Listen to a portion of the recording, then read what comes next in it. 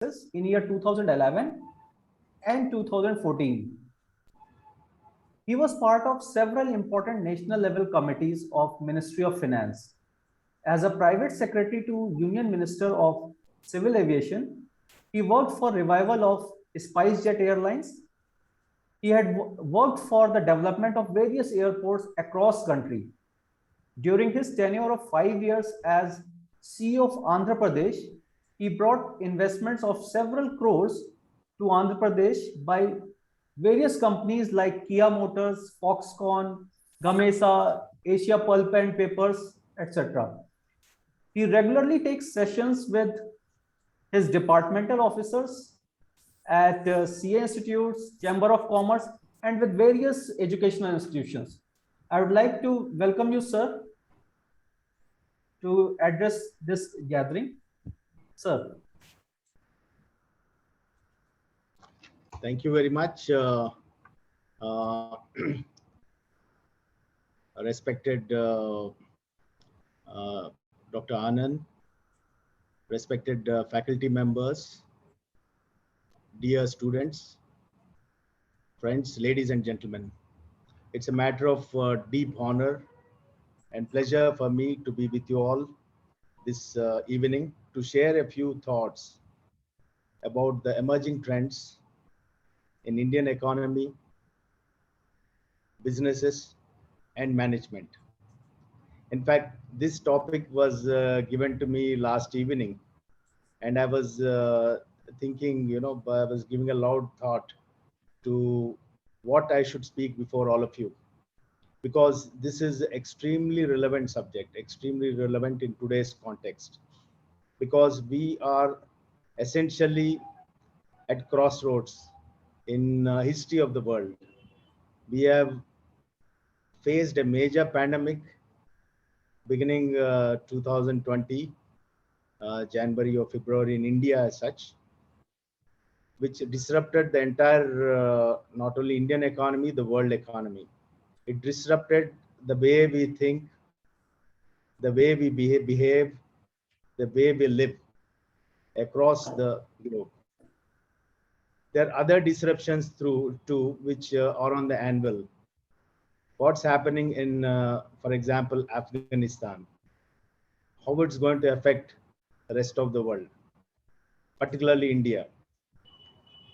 What will be the geopolitical equations across countries with different positions taken by countries like USA, China, Russia, and various other important countries across the world, which are going to affect the entire population of the earth in different ways, whether it's in economy, whether it's in politics, whether it's socially, culturally. All these are interesting times which we are living in. If you look back at the history of the world, thousands of years back, and come to today in 2021, essentially the wants of the human being are the same.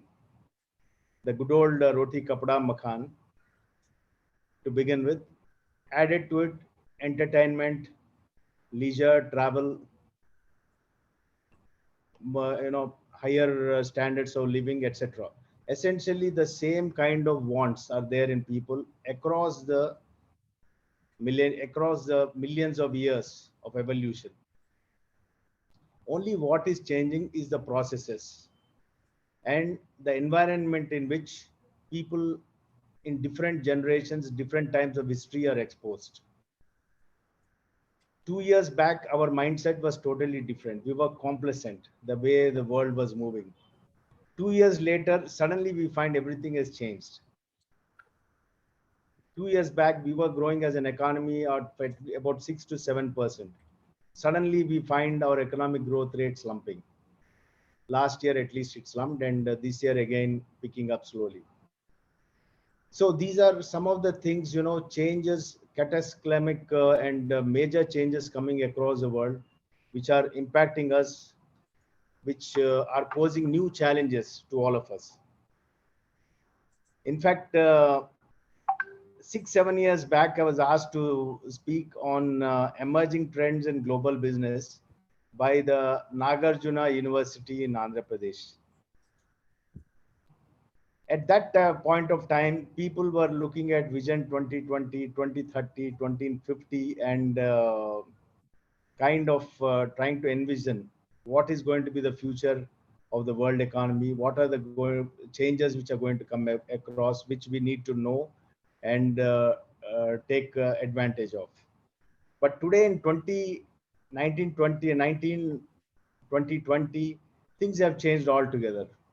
They are talking of vision 2021, and now we are finishing 2021.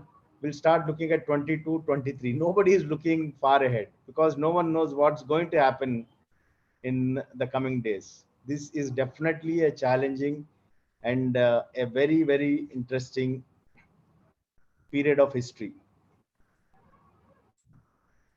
As far as India is concerned, it is my firm belief that the golden age of India is around the corner. There are several reasons why I am confident that a lot of good things are going to happen to us as a nation.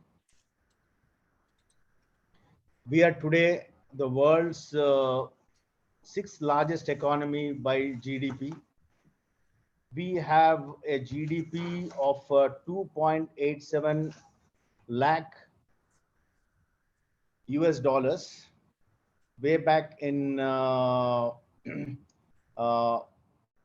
in 2019, which is going to be about 3.05 trillion dollars US dollars as of date. By end of this year, we will cross about maybe 3.1 or 3.15 trillion US dollars. We are fast growing as a country. In fact, by 2050, we are expected to cross even number of other countries, including USA and other countries, and we may be just behind China as far as the world economy is concerned. As it is today, if we see, there is a large amount of optimism as far as India is concerned for the way the world sees envisions India. One of the main reasons is our population. We have the world's youngest population. We have nearly 356 million people in the age group of 10 to 24. Nearly 28% of Indian population is between this age of 10 to 24. And we are poised to continue as the world's youngest country for maybe at least the next 15 to 20 years. Now compare this with countries like Japan. Japan, the average age has gone average age of the population has gone much beyond 50 years. Japan has money, but Japan has technology. What Japan lacks is human resources.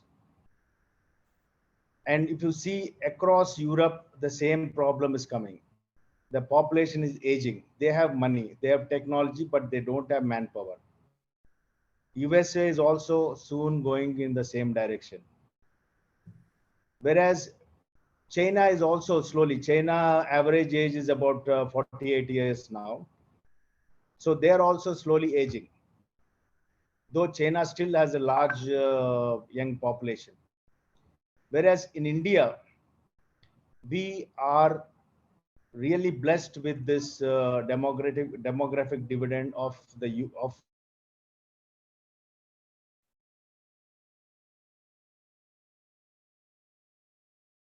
India. If you see nation as a whole, lot of thrust is being given for education.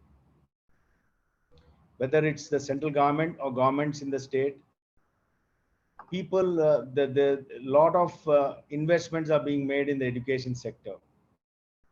If you see even back in our own homes, many of us might have seen the servants working in a house, their children do not want to be servants. They want to be educated. Only in the last 1 year, because of the pandemic, which forced them to go online, and many of them unfortunately do not have access to smartphones and computers, so they were a little bit left behind in education. Otherwise, everybody in the so-called poorer sections of society, they have a passion to study and be educated and come up well in life. In fact, it is this spirit among populations across the country which are going to really change India. You find, however difficult it is for a servant to send a child to school, they do whatever, they save their money, they sacrifice everything, but make sure that the child is educated. And this will in turn throw up a large section of educated manpower which will be required for economic development of the world as a world at large.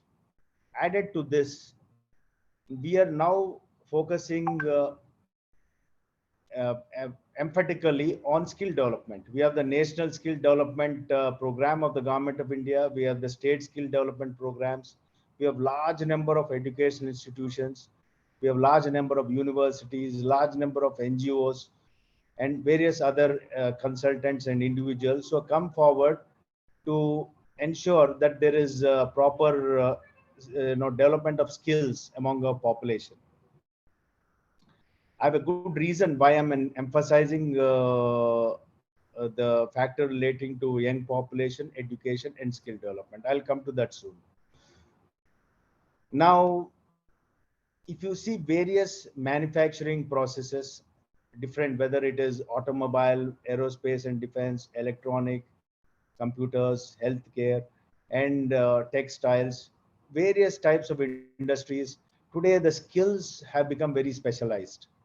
So it is not important to just get educated in graduate from various institutions, but more important to have specific skills suited to the industry in which they are working. Now it is here lot of attention is being paid by the government, which is going to yield enormous dividends in the future.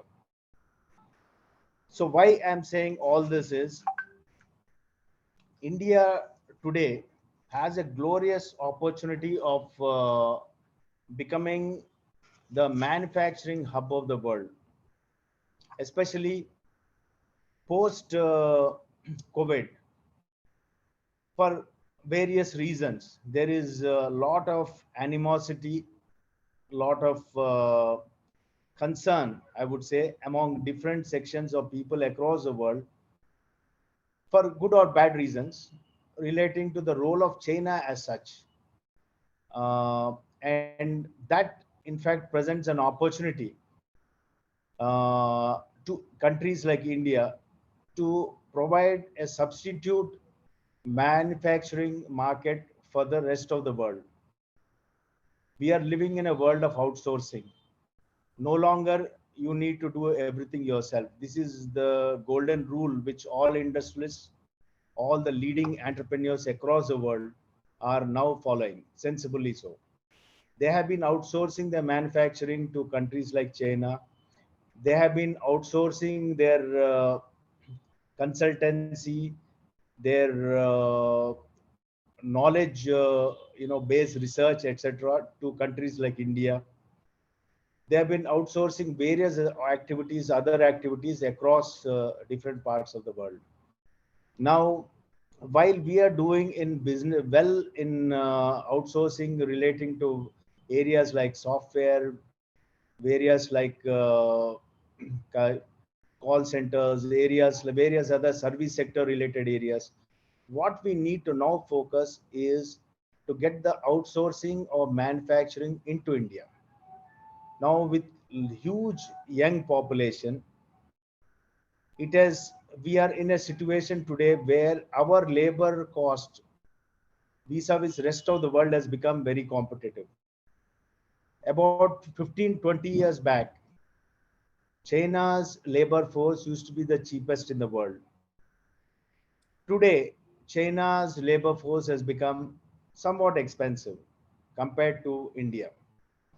The gap is going to increase more as the trends show, and this presents an opportunity for India to showcase the potential of the country for being a manufacturing hub for the world, whereby a lot of manufacturing processes are outsourced to India. Now, this has, of course, manufacturing by itself doesn't mean much unless it leads to employment. Now, with the fourth generation industrial technology, including artificial intelligence, robotics, automation, virtual reality, augmented reality, etc., no doubt the employment in manufacturing would certainly reduce to some extent, but there are several other areas which would create employment locally. That would include R&D.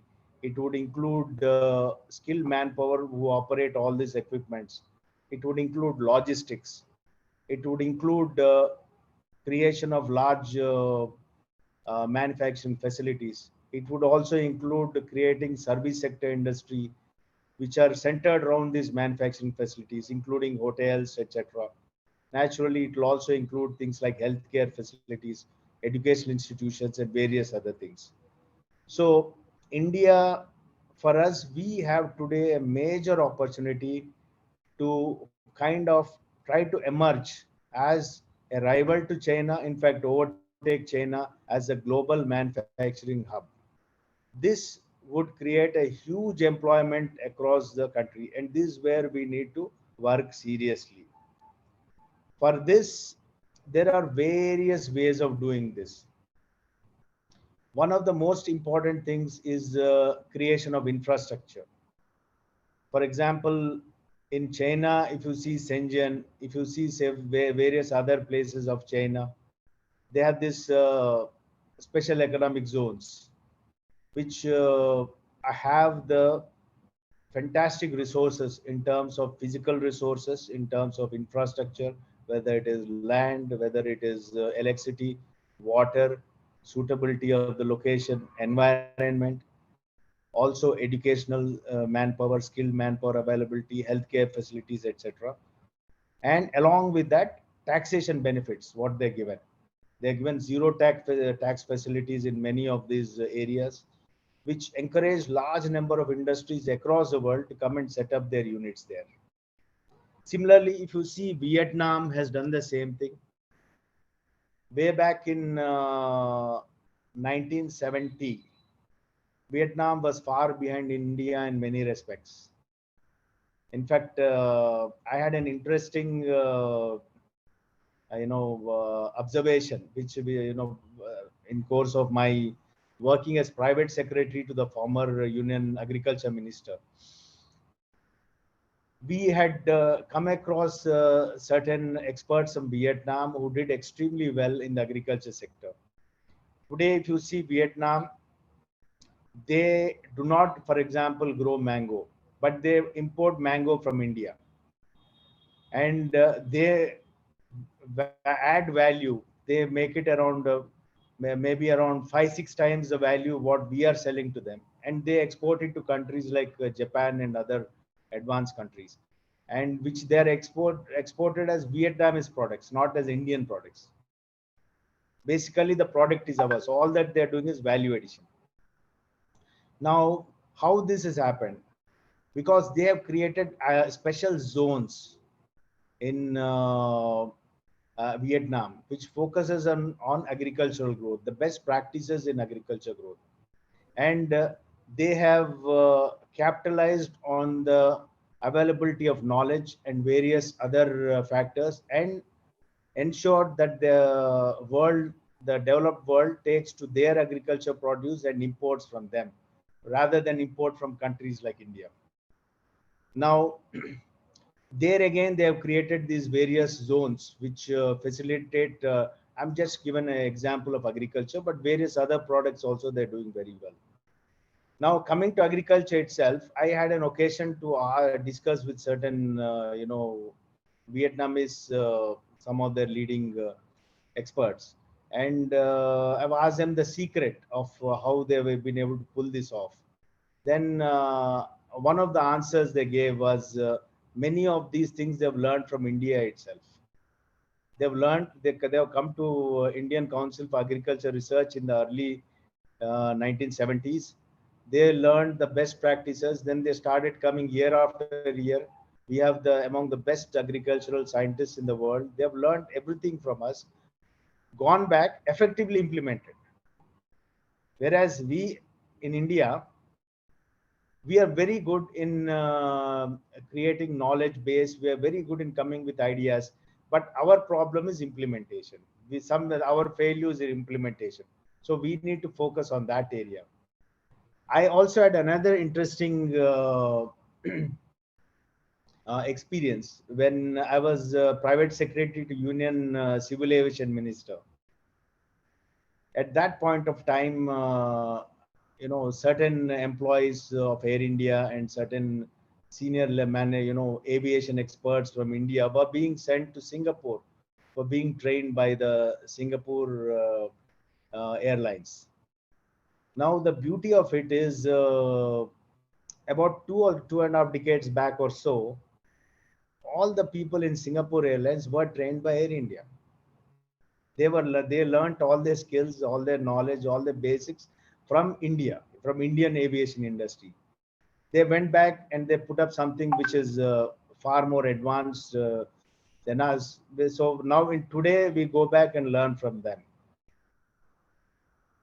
If you see electronic industry, I mean, many of you are very young, but people like Professor Anand and the other senior faculty would, have the experience what I have had. Way back in 1970s, I remember in 1976 or 77, TV came to India. I remember, it was 76, 77. We bought a TV, black and white TV, Televista TV. Then there was a Dianora TV. These were all black and white televisions, and that we saw Doordarshan, and we used to get thrilled whenever we saw that, various programs. I still, there was one program which used to come, it's called the Lucy Show. It's one of the most humorous shows. I would suggest young people wouldn't be aware of it, but you Google in the YouTube, you'll find the Lucy Show. You'll find the beautiful episodes. Even now, you would laugh watching them. Similarly, there's something called Chitrahar. People used to sit around and enjoy all the movies and songs. Now, coming back to the more serious part of the story, electronics, India was leading in 1970 to 80. If you see, we had electronic industry, we had a ECIL, we had various manufacturers who made in India. But 2021, where are we? We are still leading electronic manufacturers, but not the primary manufacturers. The main, the brain of the electronic industry, the entire money is in something called a small thing called the chip, the silicon chip. Now, silicon chip is now made largely in places like California and China, the semiconductor industry rather. It's there. That's where all the big money is. Today, what we are, for example, this mobile phone, most parts of this phone today are made outside India. All that we are doing, this Apple phone probably might have been, if you see, actually made in Bangalore. But then it's not manufactured in India. It is assembled in India. Now we have become a country more specialized in assembling goods rather than manufacturing. So in the process, we are ending up losing a huge amount of the value chain. Now, how to get to get to the primacy in the electronic sector? We need to work on something called developing the ecosystem for the semiconductor industry. So if you want to, like, I had the occasion of sitting with with my former chief minister, Mr. Naidu. I had the occasion of meeting some of the biggest electronic manufacturers in the world, including in Silicon Valley and also in places like China. Now, if you see how they have developed, all that they did was it takes around 5 to 6 years, but it requires a lot of significant investments. You need to create an entire ecosystem of skill development, of educational institutions, of R&D institutions, of basic consultancy, individual brains in the software, in the hardware, and bring them together, create the knowledge base. Now, why this is extremely important to us? We already have very good educated young smart people. Now we need to take them to the next level, where we take them into the required skill set in terms of knowledge, etc. So once we have the knowledge base, then we invest in proper infrastructure. I mean, simultaneously we can develop the infrastructure. It requires a lot of water, so availability of water, electricity, etc., all those come subsequently. If we put all together, India can actually become a global semiconductor hub. If that happens, it will be very tough to find people in India without jobs. There'll be so many jobs across India. So we need to move. Emerging opportunities are there, tremendous opportunities are there for India. Only this requires a policy from the government. It also requires efforts of educational institutions, efforts of research organizations, efforts of the corporate sectors in India to contribute towards these activities. So all this, you know, are required. The initiative, basically initiative, investment, infrastructure, then cooperation of everybody. If we can bring together, we can certainly create an alternative to China. Then if we can do that, Indian economy will grow, believe me, beyond 10%. All that we have to do to become a wealthy country, to become a developed country, is to grow double digit for about 15 to 20 years. That's what China did. If you can grow double digit 15 to 20 years, then 100% will become a developed country. India will no longer be a developing country. Then imagine what would be the strength of India. Just imagine if we can pull off this kind of momentum, economic growth in the country, India will become unbeatable, and there'll be no unemployment. Rather, rest of the world will be dependent on India. India will really become an economic superpower. That is why I'm saying I'm very optimistic, because if you see, things are actually going in the right direction. Though we have some plus minus here and there, it is not that we are in a bad situation, not at all. Underlying, there are a number of things which are happening in the right way. For example, ease of doing business. Now, World Bank ranks different countries in the world in terms of the ease of doing business index. They have a list of criteria. They, for example, it includes how fast you can do registration of land in a particular area without any hassles, online, without actually requiring to go to any registration authority. How fast you can get electricity supply, how fast you can get pollution control certificate, how fast you can get various other kind of approvals needed to start a business. So how easy it is to do a business. This is one of the things which is extremely important for world to come to India for manufacturing, and for that matter, even service sector. Now, if you see, in 2014, our ranking in the ease of doing business was 142. It was one of the lowest in the world. Out of about 170 countries or so which are ranked, we were ranked 142. Today in 2021, we are ranked 63. This is an amazing achievement as a country. And believe me, this, once we come below 50, everybody will look to India for the first opportunity to invest. So ease of doing business ranking is an extremely important ranking to attract investors across the world. In fact, uh, way back when I was CEO of Andhra Pradesh Economic Development Board, we actually focused heavily on increasing the ease of doing business ranking. In fact, we succeeded, becoming number one in India for 2 years at a row, continuously. When the state was bifurcated in 2014, it was something like 15th or 14th position. The way then 2019, 2018, it was number one in India. Got a lot of focus, and that led to huge investments coming. In fact, Professor Anand was very kind to credit me with all the investments in Andhra Pradesh.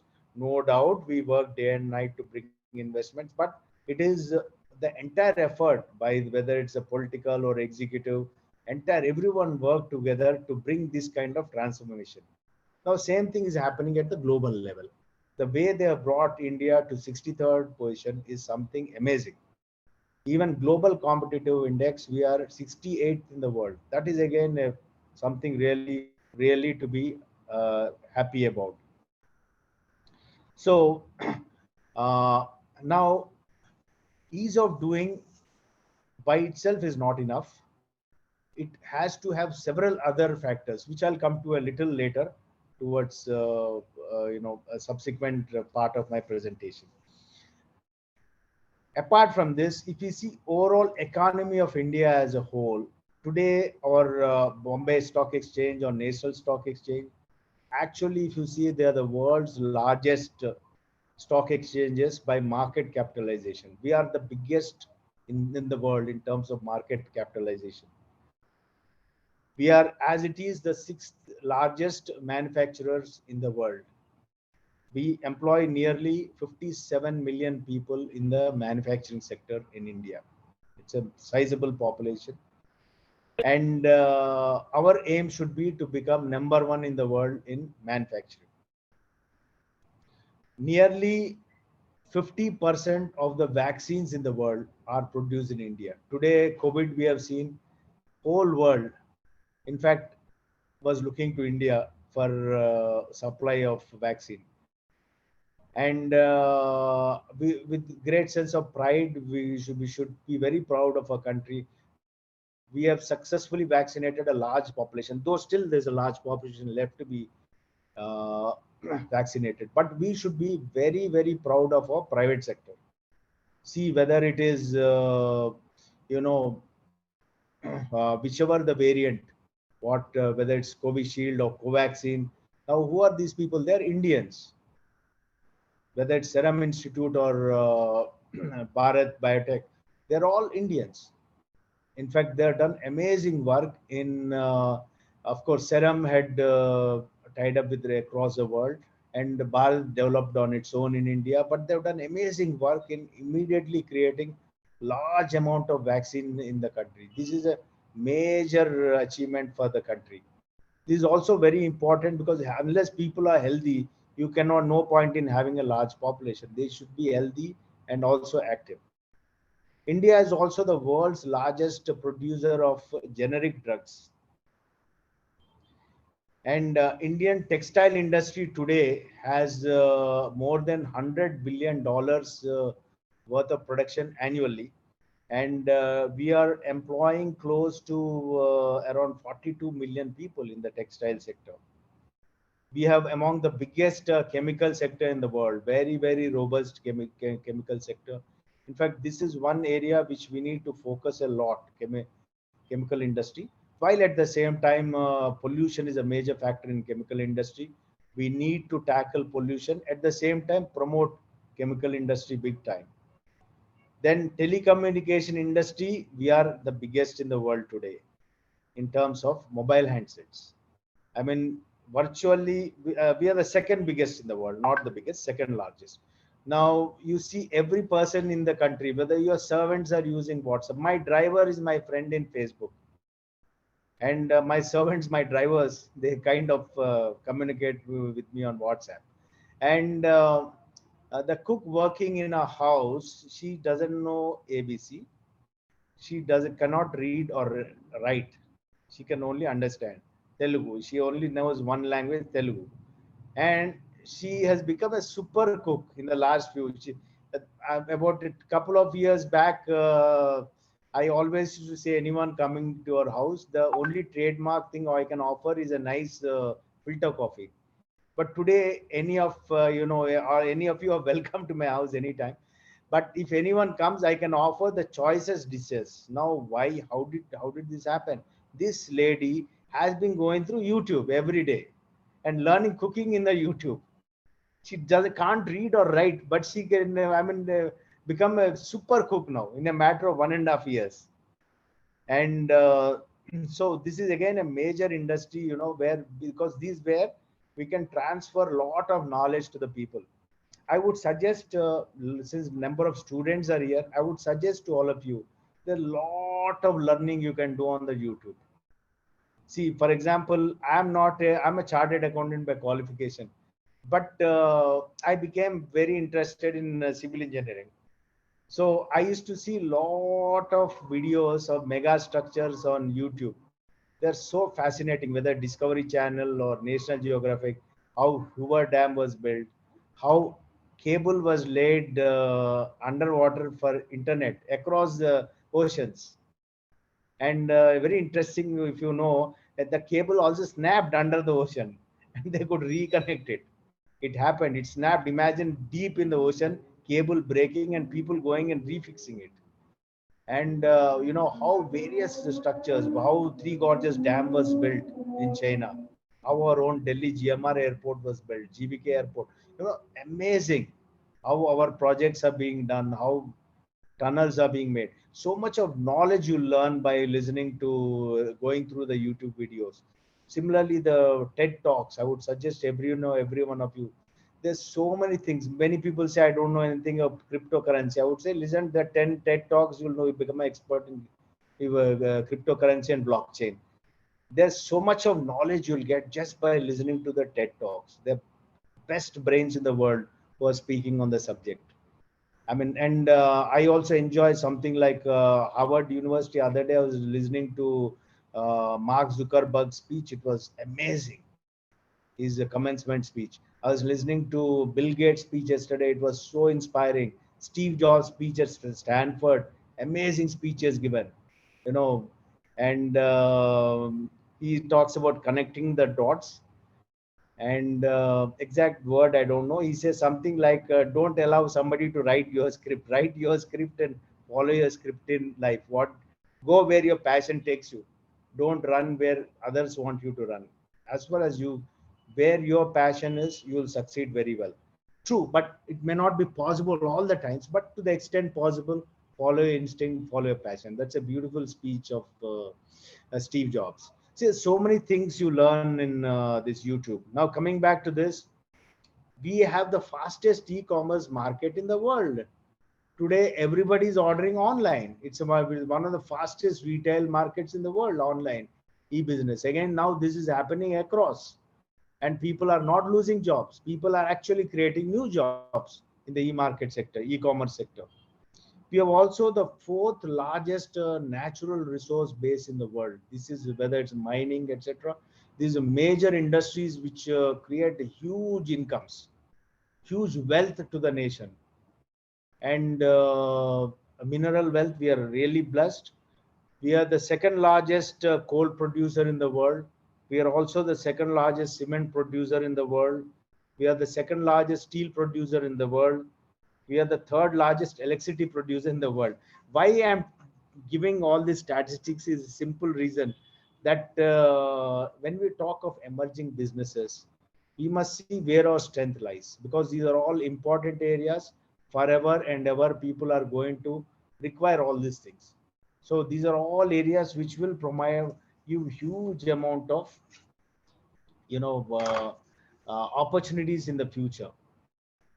Now, coming back to infrastructure in India, again, we have tremendous advantages in India, tremendous advantages. Again, these are all areas you must think of. You see, always work on your strengths and see how to grow on your strength. My strength is particular. say you have a strength in public speaking, you have a strength in, particular designing, you have a strength in particular kind of work. You try to develop your core strengths and see how you can make sure that you get the best of whatever, using your core strengths. Now, strength of India as a whole, if you see, in infrastructure is a major strength for us. If you see the coast, in fact, India has a coastline of 7,516 kilometers. This is a massive coastline. And we have a whooping 1,95,210 kilometers of rivers and canals in India.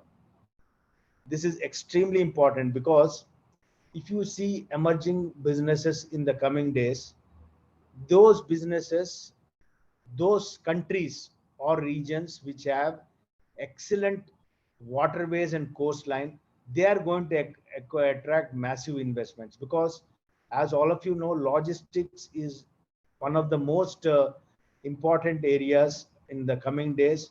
Expenditure on logistics is going to be a major uh, you know expenditure, which is going to determine the profitability. So countries which can provide very good logistics will naturally give the competitive advantage to manufacturers. Now, and inland waterways and transportation by water is the cheapest in terms of cost. It is also fast because there will be no hindrance. It will also have much lesser pollution when you compare it to railways or when you compare it to road networks. So here we are blessed with a large coastline, enormous river and canal water potential, which we must, and which we are actually going to capitalize. In fact, Government of India has come with the Sagarmala project, and which is a major project which is focusing on development of inland waterways, coastal waterways, and various other water related logistics, whether it is manpower in terms of passenger or goods transport. And we have today 13 major ports in India. Very few countries are blessed with so many ports, major ports. We have 187 minor ports. We have a total 200 ports in India. Now, why I am emphasizing this, you see Singapore. See, what is Singapore at the end of the day? See, this is again an interesting story. I'll slightly digress, but I will tell this. See, Singapore, way back in 1960, it had a per capita income of about 422 or 23 US dollars. India had a per capita income of around 385 US dollars in 1960. So both the countries were more or less same as far as per capita income was concerned. But today, Singapore has per capita income of nearly 59,000 and 56,500 crores, 500 US dollars, 56,500 US dollars or so. India has a per capita income of about 2,900 US dollars, which is about 1 by 20th of Singapore. Now, how Singapore went so far ahead of India? Two things. One, they focused on their port. They have a very deep draft port. They cleverly put one of the best port facilities in the Singapore port and ensured that it became the hub for ocean transportation, east to west ocean. They became virtually the focal point. Almost all the boats, ships would come there, and that would become, and from there, all the massive ships come. From there, the ships would be loaded into smaller ships, sent to different parts of the region to goods and services are transported. So that ship-based economy, the port-based economy is one smart thing they have really focused on. Second thing, presence of discipline and absence of corruption. As a country, they are focused on developing lot of discipline among the citizens. Singapore today is extremely disciplined. Sometimes even, uh, discipline to a certain to a really extreme extent. For example, if you spit a chewing gum, you are liable to be arrested in Singapore. You cannot. So, or some punishment follows. Anyone spits on the ground or throws a chewing gum, you are not allowed to chew gum. Whatever, they feel their public transport, it's a small country, their public transportation cleanliness is very important. So manpower is an issue, though they don't allow even a chewing gum to be chewed. Now, so, and hard work, tremendous hard work, people go to office on time, work focused throughout the day, and ensure that nothing gets delayed.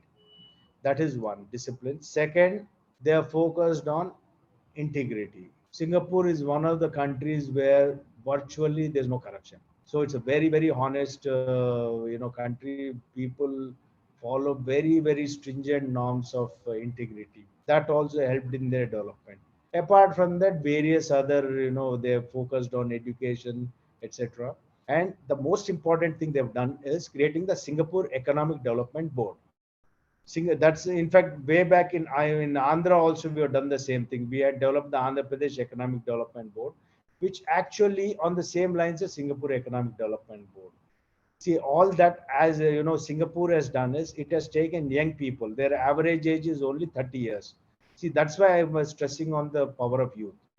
So these young people, they worked day and night, brought investments into Singapore, and they ensured that Singapore, the investors got the best of facilities, and also quickly grounded their projects. They didn't have to struggle going around from office to office. It became like a single desk for everybody, and as a result, a lot of investment flew into Singapore, and they developed the country. Same thing we tried in Andhra. We ended up succeeding, taking Andhra to among the top in at that. I'm talking of 2014 to 19. We took it right to the top in terms of ease of doing business. We took it right to the top of investment map of India by following the similar guidelines what they have done in Singapore ADB.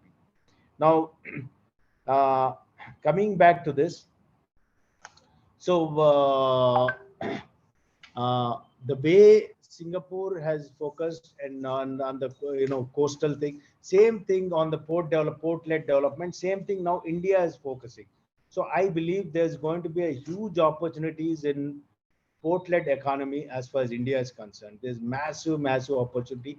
Many of you can think of whether it is port logistics or any, it could be anything relating to the port sector. There's going to be huge development, not only ports per se, but they're going to be now India will not be left behind. We will also become like Shenzhen. We also will become smart like many other countries. What they've done, develop huge, export zones, huge manufacturing zones right next to the seaports, which will take advantage of this concept called port-led development. So this is going to create huge opportunities for future businesses. Now, coming to the other areas of infrastructure on the rail, we have nearly 126,366 kilometers of rail network, which is the fourth largest rail network in the world. We have 7,325 railway stations. We are transporting 1.2 billion metric tons of goods annually by our railway system, and over 22 million passengers travel by trains in India per day, or 730 crore people per year are transported. So this again is a major opportunity because now we are going to go to the next level. Like China, for example, the railway stations are like airports. They have all the facilities in the airports itself, in the railway stations, which with malls, etc., etc. So Indian railway stations also, now you would have seen in a WhatsApp beautiful railway stations in Gujarat and Maharashtra and some places. Now this is going to be the trend across India. We are going to have massive railway stations like the way Beijing and many other countries have, many other railway stations across the world, some of the advanced stations. There's going to be a huge opportunity going to, which is centered around the rail road, the rail traffic network and the development of railway stations. The other area is the road network. This again is a massive opportunity which is coming up. India today has 62 lakh 15,800 kilometers of road network, which is the second largest road network in the world after US. We have 1,38,531 kilometers of national highways. 70% of Indian roads are paved. This is amazing. 70% are paved. And the Golden Quadrilateral Program, many of you are aware, launched by Sri Atal Bihari Vajpayee. A lot of good work is being done in that sector. Nearly 5,846 kilometers were covered under the Golden Quadrilateral Program. Now, important is we are now in the process of developing expressways. Expressways are similar to the American roads, some of you might have seen, where you have seamless transportation. There'll be no intersection. So now they've already done from Bombay to Mumbai to Delhi one road, 8-lane road. Now you'll not have any. You can just zoom across. There'll be, if there is somebody to cross the road in between, there'll be flyovers or underpasses. But nobody. You don't have signals. You don't have to stop. That is the kind of road networks. Except maybe a few here and there near towns, they may be. But they're trying to avoid the towns also and do totally greenfield. So road is going to be a major opportunity coming up in the coming years, road sector. Completely new greenfield roads are being planned away from the national highways, connecting various cities in the world, in the country. This will be a big game changer.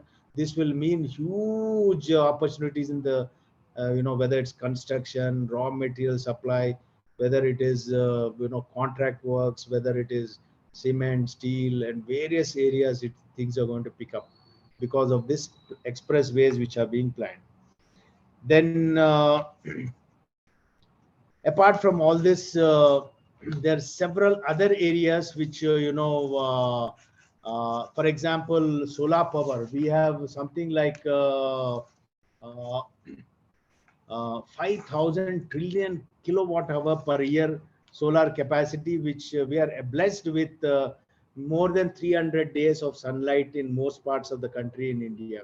And we'll harness this, because why I'm saying this is going to be another big game changer, because India is one of the few countries which has a flat topography in many places and abundant sunlight. This is required for solar, industry, and we can. And solar, as you know, now it's coming down to about 2 rupees and odd per unit, which is nearly one third of hydel. It has become the cheapest source of power. So power will be very cheap. Power will be relatively pollution free power, and this would mean cost of production will reduce, and tremendous competitive edge for manufacturing in India. So we are, and apart from this, another golden area which which is coming up, which partly due to the availability of cheap power, is the electric vehicle. That is going to be another game changer. You are going to have probably electric vehicles maybe 20 years from today. You may not have any petrol bunk anywhere in India. You have either lithium ion or hydrogen fuel cell or any other new technology based vehicles are going to come up, which are going to really be game changers. You also have the so-called driverless cars, which may again become possible once we have expressways across the country, which will mean fast transportation, accurate, which will also mean almost bringing down accidents to zero, which is again excellent. I mean, so there are number of other areas where a lot of potential is there. One thing I would suggest every one of you to look into artificial intelligence. I was there was on a question with Mr. Naidu. I was sitting with Mr. John Chambers, who is was heading the Cisco, is one of the top entrepreneurs in Silicon Valley, and also head of US India business chambers, etc. Mr. John Chambers made it a point to say that if at all there's one educational area which everyone should focus in India, it is artificial intelligence. There's going to be massive income in these areas in the coming days, and we should not be left behind. It's definitely will be a game changer. Artificial intelligence in different areas, which and of course there are many areas like robotics, then cobotics, then you have virtual reality, augmented reality, you have 3D printing, and you have things like doctor sitting in Switzerland, and through virtual reality he'll sit in the operation room in Mumbai and perform the operation. He will not do, but he'll guide everyone there, and no one will feel that he is not there, because they also see him wearing the special type of goggles, and he also sees virtually. He doesn't feel he's in Switzerland, patient is in Mumbai. So we can get the best kind of, I mean, amazing things. And now new kind of products are coming where suppose somebody loses a limb, you can use his own tissues to grow a limb. You can use his own tissues to grow a heart or a liver for that matter. So many technologies are coming which are mind boggling. Anyway, now we are reaching the end of our session, and I mean, I can talk on and on. This is such a beautiful subject. And management, of course, management, all that you have to do is one area you have to focus: change management, because everything is going to change. So please focus on change management. Everything else remains the same. Management is nothing but common sense, good leadership, and motivation. All this, all of you know. But only thing is focus on change management. You have to adapt, continuously adapt, re-adapt. Be ready for change. Now, before I end, there are a few other intellectual, what I would say, inputs I would like to share.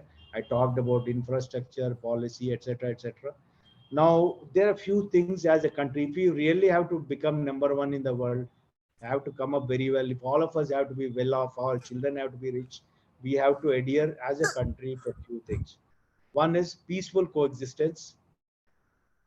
Peaceful coexistence is very important. So second, adherence to law and order. We should be law abiding. No, because if we have to grow as economy, we have to be peaceful. We have to respect law.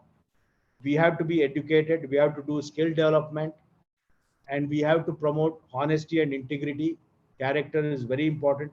Hard work is extremely important. Sacrifice, sense of sacrifice. Without sacrifice, you'll not achieve anything. Selflessness. We have to lead by example. We have to be very proactive. We should be willing to shoulder additional responsibilities. We have to promote out of the box thinking. We have to take care of our physical health or mental health. We have to be very, very courageous, because lot change brings challenges bring difficulties. No matter what, we have to be courageous and bold. Teamwork, we have to be very, very, focused on teamwork.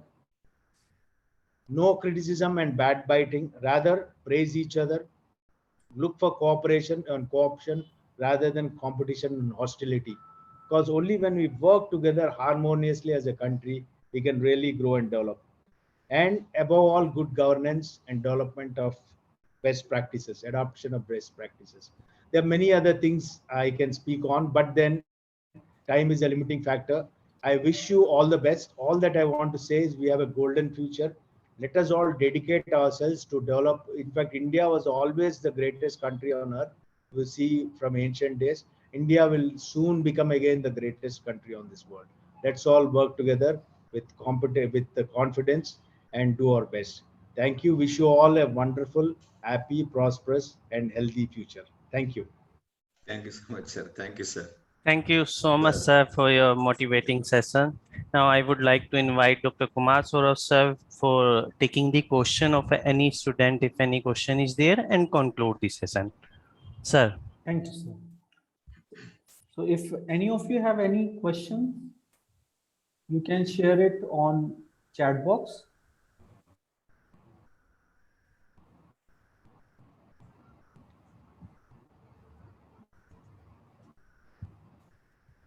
Any students have any question, they can share.